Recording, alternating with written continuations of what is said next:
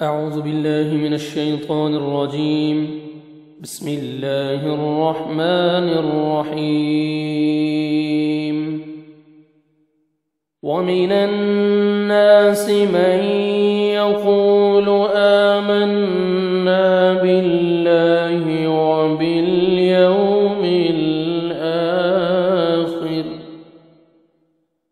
وباليوم الآخر وما هم بمؤمنين.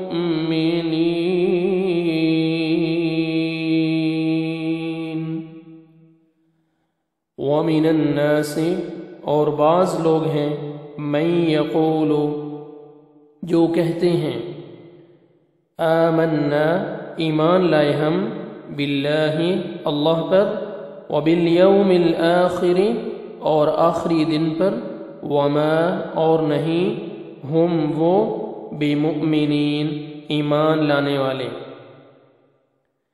ومن الناس من يقول آمنا بالله وباليوم الآخر وما هم بمؤمنین بعض لوگ کہتے ہیں کہ ہم اللہ تعالیٰ پر اور قیامت کے دن پر ایمان رکھتے ہیں لیکن در حقیقت وہ ایمان لانے والے نہیں. السلام علیکم ورحمۃ اللہ وبرکاتہ. سورۃ البقرہ کی مختصر تفسیر کا سلسلہ جاری ہے. آج ہم آیت نمبر 8 کی مختصر تفسیر سنیں گے.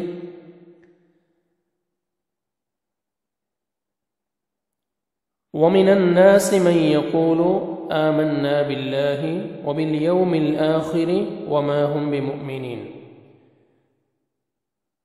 یہاں اللہ سبحانہ و تعالی ان لوگوں کا ذکر فرما رہے ہیں جو موقع پرست ہوتے ہیں، دنیاوی فائدہ حاصل کرنے کے لیے ایمان کا دعویٰ کرتے ہیں لیکن دل سے ایمان قبول نہیں کرتے.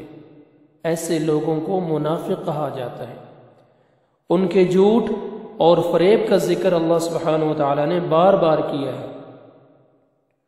سورۃ المنافقون میں اللہ سبحانہ و تعالی فرماتے ہیں اذا جاءك المنافقون قالوا نشهد انك لرسول الله والله يعلم انك لرسوله والله يشهد ان المنافقين لكاذبون. جب منافق تیرے پاس آتے ہیں تو کہتے ہیں ہم شہادت دیتے ہیں کہ بلا شبہ تو یقیناً اللہ کا رسول ہے، اور اللہ جانتا ہے کہ بلا شبہ تو یقیناً اس کا رسول ہے، اور اللہ شہادت دیتا ہے کہ بلا شبہ یہ منافق یقیناً جھوٹے ہیں.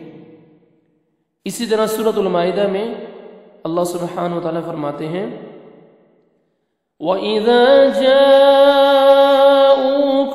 قَالُوا آمَنَّا وَقَدْ دَخَلُوا بِالْكُفْرِ وَهُمْ قَدْ خَرَجُوا بِهِ وَاللَّهُ أَعْلَمُ بِمَا كَانُوا يَكْتُمُونَ. اور جب وہ تمہارے پاس آتے ہیں تو کہتے ہیں ہم ایمان لائے، یقیناً وہ کفر کے ساتھ داخل ہوئی ہے اور یقیناً اسی کے ساتھ وہ نکل گئے، اور اللہ زیادہ جاننے والا ہے جو وہ چھپاتے ہیں. تو منافق اس کی نشانیاں بھی رسول اللہ صلی اللہ علیہ وسلم کی حدیث سے ثابت ہیں.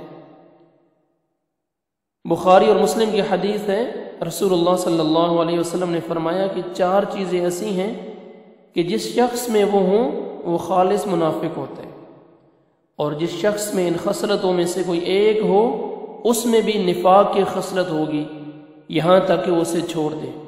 وہ خصلتیں کیا ہیں کہ جب اسے امانت دی جائے، اسے امانت دار سمجھا جائے تو خیانت کرے.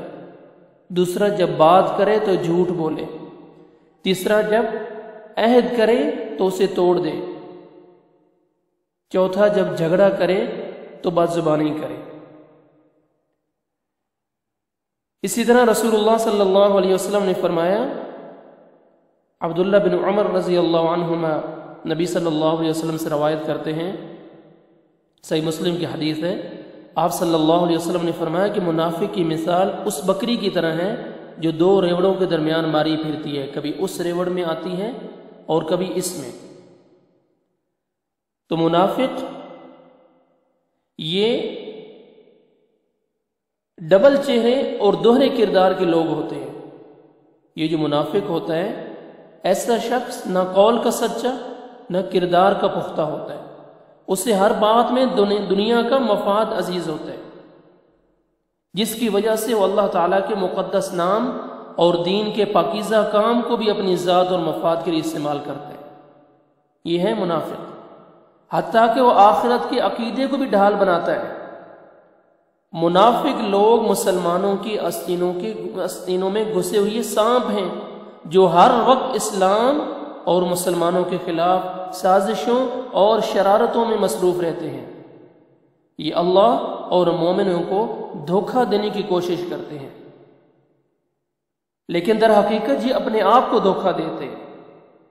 کتنا برا اور بدبخت ہے وہ آدمی جو اپنی ذات کو دھوکہ دینے میں مبتلا رہے، اپنے آپ کو مبتلا رکھے دھوکہ دینے میں۔ وہ کتنا بدبخت اور برا انسان ہے وہ، کیونکہ منافق اللہ کے رسول کو دھوکہ دیتے، دین اور دینداروں کو مذاق کرتے ہیں۔ اللہ تعالیٰ نے اپنے رسول صلی اللہ علیہ وسلم کو دین حق کے ساتھ مبعوث فرمایا، لوگوں نے ان کا مذاق بنایا، پھر مومنوں نے ان کو فالو کیا، ان پہ ایمان لے کے آئے، اور مومنوں کو بھی دین کی وجہ سے مذاق کا نشانہ بنایا جاتا ہے، جس وجہ سے اللہ تعالیٰ نے منافقوں کے دھوکہ کو اپنی ذات کے ساتھ دھوکہ اور مذاق قرار دی ہے۔ اس لیے یہ منافقت اگر کوئی ایک بھی نشانی ان میں سے ہے کسی کے اندر، تو ہمیں فوراً اس عادت کو چھوڑ دینا چاہیے اور پکا اور سچا مسلمان بن کے زندگی گزارنی چاہیے۔ اللہ سبحانہ و تعالی ہمیں دین کا، اسلام کا، قرآن کا اور شریعت کا پابند بنائے۔